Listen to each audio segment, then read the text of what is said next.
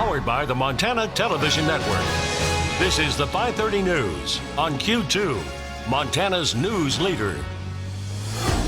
Good evening and thanks for joining us. I'm Russ Riesinger. Janelle's off this evening. More than 6 months after Laura Johnson was last seen, an arrest is made for her murder. Johnson was first reported missing in September after failing to show up for work or return calls from family. Johnson's boyfriend, 53-year-old Greg Green, was arrested in Nevada yesterday and charged with deliberate homicide. Well, despite never finding a body, DNA evidence linked blood inside of Green's work truck to Johnson. Q2's Samantha Sullivan is following the story for us tonight. Sammy?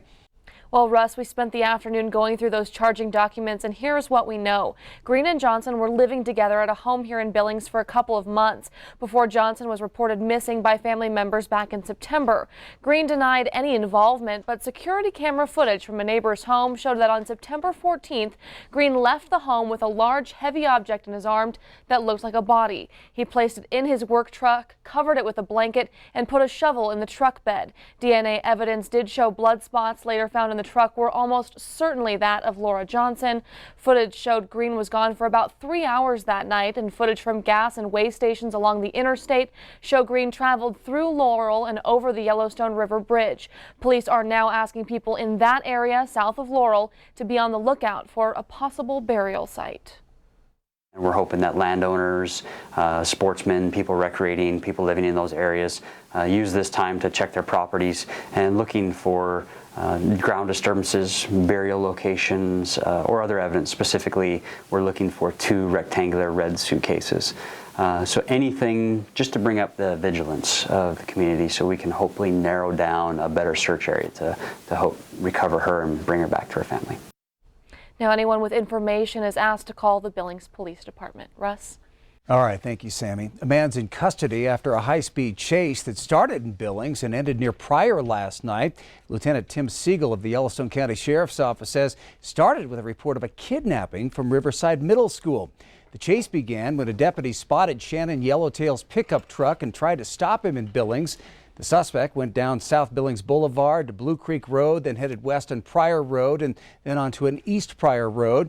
Deputies chased Yellowtail down the dirt road about 7 miles before he stopped near the Bighorn County line and tried to get away.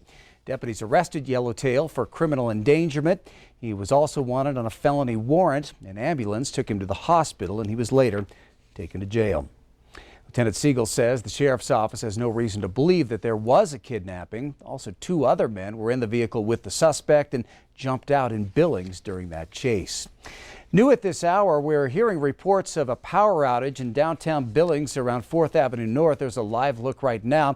Northwestern Energy confirms the outage and estimates power will be restored around 6:30 tonight.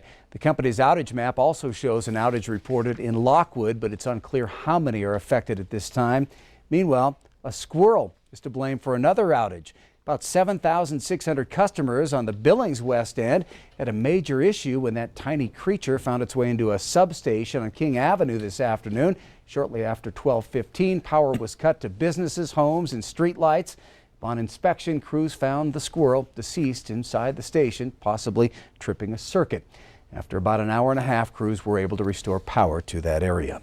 Tonight, we are checking in on Montana's promise to end the backlog and collect and test all untested rape kits in our state. It's a mission of the Montana Sexual Assault Task Force that started back in 2015. We wanted to know if the state has accomplished what it set out to do. Q2's Andrea Lutz joins us now with a preview of our special report. Andrea? Well, Russ, in Montana, we have had untested rape kits too, hundreds of them, in fact. However, leaders at Montana's Department of Justice say they were ahead of the curve by starting a task force that's mission was to count, track, and test all of those untested kits in our state. So we wanted to know, how did they do? Through my special report, we've learned that there were 1,252 untested rape kits in our state, some dating back nearly 30 years. Attorney General Tim Fox's task force took all of those kits and sent them into a crime lab for testing, and hundreds have come back with DNA that's been submitted to a national database.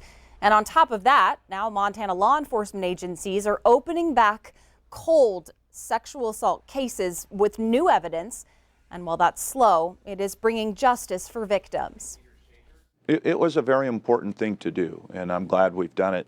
And it has led, as I've said, to changes in how we do business. And those are important changes, again, to allow the public to have confidence in our justice system. Okay, so Russ, tonight at 9 on the Montana CW, we're diving deeper into this issue. We're going to tell you a lot of things, how they've changed. The task force has definitely changed, and we've also seen an influx at our Montana State Crime Lab in Missoula.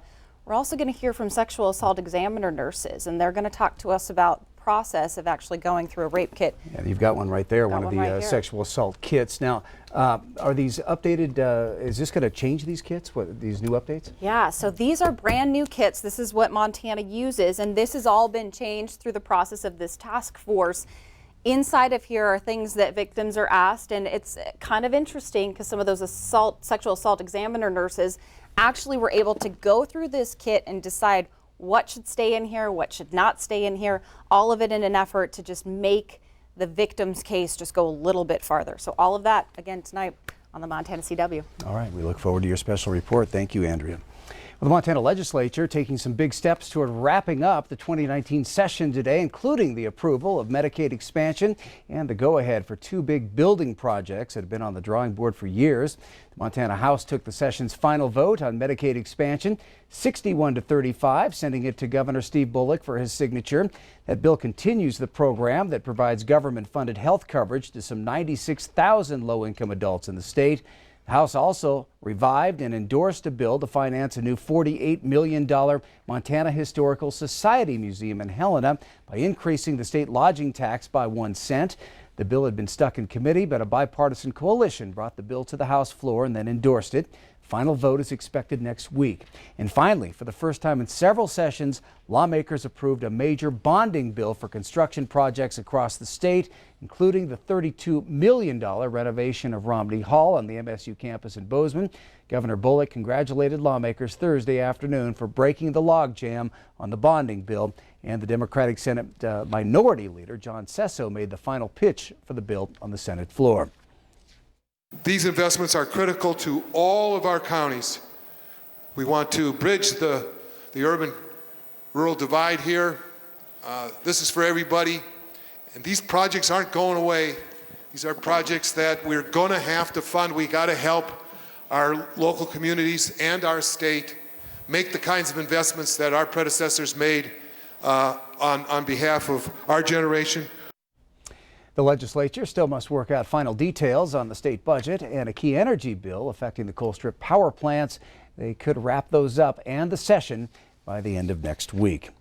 From Miles City to Missoula, firefighters flocked to the state capitol today to watch the governor sign off on a bill that signals the end of a 20-year battle for health care. The Firefighter Health and Safety Bill now offers workers' comp for firefighters battling work-related diseases. It will cover diseases such as cancer and other diseases. The bill has been introduced a number of times into the legislature, but has never managed to make it to the governor's desk.